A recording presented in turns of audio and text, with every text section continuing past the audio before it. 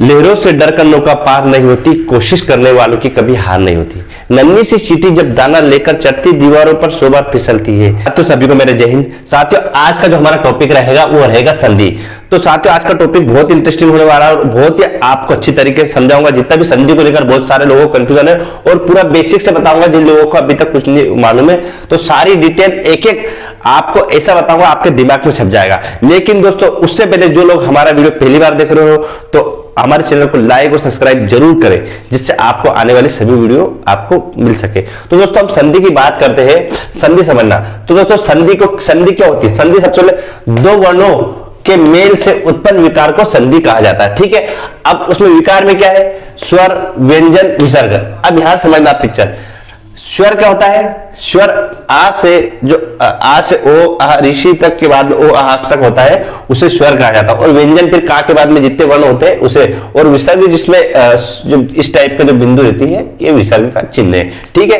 तो ये क्या होगा हमारा संधि, आपको समझ में आ गई। अब संधि क्या 3 प्रकार से रहती है। ठीक है। एक और क्वेश्चन हमेशा आता है कि दो शब्दों के मेल को क्या कहा जाता है? तो दोस्तों, दो शब्दों के मेल को कहा जाता है समास, और दो वर्णों के मेल को, दो वर्णों को मेल को संधि कहा जाता है। हमेशा कंफ्यूजन बना रहता है और एग्जाम में कई बार क्वेश्चन आ चुका है। ठीक है।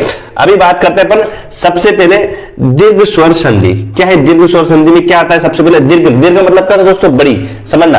तो बड़ी बड़ी, अब जो बड़ी बड़ी मात्रा आएगी उससे ही हम दीर्घ स्वर संधि कहते हैं। जैसे आ, बड़ी ई, बड़ा ऊ और री, है ना। ये क्या हो रही है? सभी दीर्घ संधि के अंदर आ रही। अपन क्वेश्चन ये देखते हैं, उदाहरण पहले देखते हैं। परमात्मा, तो परम प्लस आत्मा। देखना यहां से आ, ये शुरू से समझ लेना। आपको शुरू से समझ लोगे तो आगे आपको कोई दिक्कत नहीं आएगी। ठीक है। जैसे आ निकल के आ रहा ना, और इधर आ, तो दोनों क्या बन जाएगा? आ बन जाएगा। फिर आगे देखते अपन ज्ञान अभाव, तो ज्ञान प्लस अभाव अ और आ।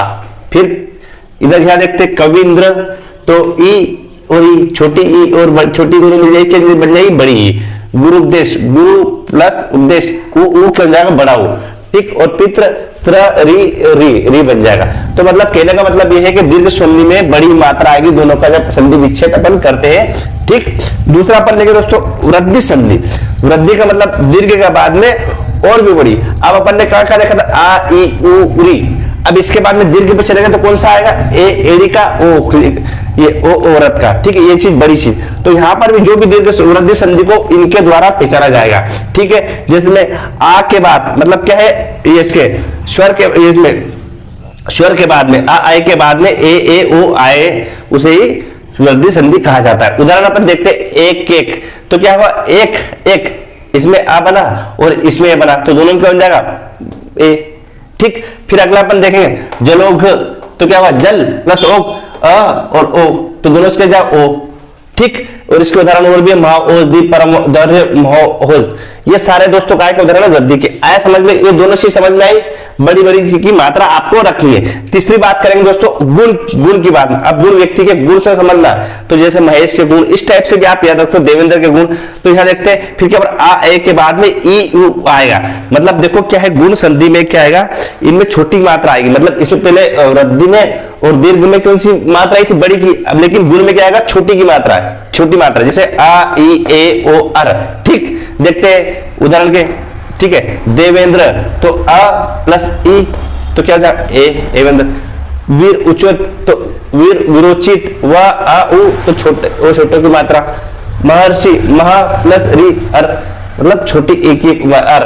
तो महेश, नवोड़ा, सूर्योदय, चंद्रोदय, ये भी इसके महेश के इसके उदाहरण है गुण संधि के। तो आपको समझ में आया? जो दीर्घ और स्वर संधि जो रहेगी, दीर्घ और स्वर संधि में बड़ी की मात्रा और गुण संधि में छोटी की मात्रा, ये समझने का दोस्तों स्टेप बाय स्टेप है। यण संधि की बात करें, चौथे नंबर यण स्वर संधि। तो इसमें क्या ई उ री के बाद में भिन्न स्वर आता है। यण संधि में भिन्न स्वर आता है ना। किसे? आ ई के बाद में। जैसे प्रत्येक, तो प्रति प्लस एक, तो ई ए के बाद ई आ गया। अनु प्लस अ, तो आई अन्वे, अन मात्र अनंत, मात्रा अनंत, री प्लस रा, है ना। यण संधि में आपको ये देखना है कि री के बाद में भिन्न स्वर आता है। ठीक। इस चीज का आपको फोकस करना है। फिर अपन 5वीं देखें अयादि स्वर संधि। अयादि स्वर संधि में दोस्तों क्या है? फिर ए ओ के बाद में भिन्न स्वर आएगा। जब इनके यहां से खत्म हो जाएगा तो उसके बाद में यहां से चालू होगा, ए ओ के बाद में भिन्न स्वर आएगा। ठीक। भिन्न स्वर कैसे? जैसे नयन, ने प्लस अन, तो ए आई। फिर नायिका, ने प्लस इका, ए ई तो आई, पो प्लस अन पवन, ओ प्लस औ, जैसे इसमें औ आई ये चीज आएंगे। तो आपको समझ में आया। पहली बात संधि देखेंगे, दो वर्णों के मेल से जो विकार उत्पन्न होता है उसे संधि कहा जाता है। स्वर संधि 5 प्रकार से रहती है। कैसे? पहले दीर्घ संधि। दीर्घ संधि में क्या होता है, सब बड़ी बड़ी की मात्रा आएगी, ठीक है। फिर वृद्धि में जब बड़ी मात्रा री के बाद में ए ऊ की मात्रा आएगी, ठीक। फिर गुण संधि में आई ओ आ जाएगा, और यण संधि में फिर देखना, यण संधि में भिन्न आता है, भिन्न स्वर, मतलब किसके बाद में, ए ई के बाद में, स्वर के बाद में जो भिन्न स्वर आता है उसे ही यण संधि कहा जाता है। अयधि संधि में फिर ये री के बाद में जो ए उ के बाद में भिन्न स्वर आएगा तो उसे ही अयधि संधि कहता है। ये हमारे दोस्तों कौन सी संधि हुई? स्वर संधि। अब व्यंजन संधि पर, व्यंजन संधि में दोस्तों ये सेकंड नंबर पे जैसे क्या है, का खा और आखिरी में ज्ञा तक, ठीक है। और इसमें आ से और तक, ये भी आहा तक आता है ना, ठीक है। ये क्या हो जाता है, ये अपनी क्या है, स्वर संधि। व्यंजन संधि, व्यंजन संधि में हम देखेंगे व्यंजन वर्ण के बाद, व्यंजन वर्ण के साथ में व्यंजन का मेल होता है, मतलब व्यंजन से व्यंजन शब्द बनता है। अब व्यंजन से जैसे का से ज्ञा तक दो भी अक्षर आपस में मिलेंगे उसे ही व्यंजन संधि कहा जाए। देखते हैं उदाहरण, दिग्गज, तो दिक प्लस गज, सच्चिदानंद, सत प्लस चित आनंद, इसमें 3 है। तो यहां से अपन देखा दी, ये भी क्या है, ये का क्या है, ये जो का है ये व्यंजन है और गा भी व्यंजन है, तो इसलिए क्या बना, ये अपना व्यंजन संधि, ठीक है। मेन ज्यादा इसी में कंफ्यूजन है, ये सरल है, इसमें कुछ नहीं है। उदाहरण आप करके देखना, ऑटोमेटिक समझ में जाएगा। विसर्ग संधि, विसर्ग संधि देखते हैं अपन। विसर्ग के साथ में स्वर या व्यंजन आ जाए, मतलब इसमें दोनों में से क्या है, स्वर या व्यंजन आ जाए, है ना। और इसमें व्यंजन का मेल हो रहा है, लेकिन स्वर या व्यंजन आ जाए का मेल होता है, उसे ही क्या कहता है, विसर्ग संधि। जैसे निश्चल, नि प्लस चल, मनोरथ, मन प्लस रथ, और भी उसका पालन, नमस्कार, पुस्तक, पुरस्कार। तो दोस्तों आपको समझ में आया, ठीक है। तो दोस्तों आप हमें वीडियो में कमेंट करके जरूर बताएं कि आपको वीडियो कैसे लगा, और जो लोग चैनल पहली बार हमारे चैनल को लाइक और सब्सक्राइब जरूर करें, जिससे आपको आने वाली सभी वीडियो प्राप्त हो सके। तो दोस्तों बस आज के लिए इतना ही, मिलते हैं दोस्तों नेक्स्ट दिन। जय हिंद, जय भारत, वंदे मातरम, भारत माता की जय।